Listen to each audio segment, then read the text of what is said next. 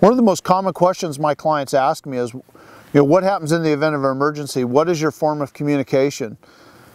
It's getting pretty simple these days. We use the DeLorme inReach SE.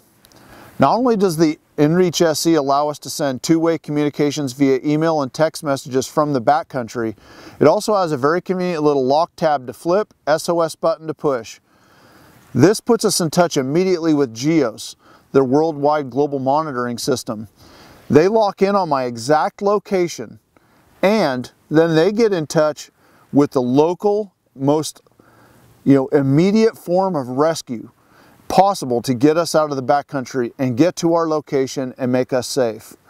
They also, during that time, try to send me emails and text messages to the inReach SE, and if I'm able, I can return a message back to them explaining the situation, whether it's dire and life-threatening, if it's a plane crash, a helicopter, whatever it might be.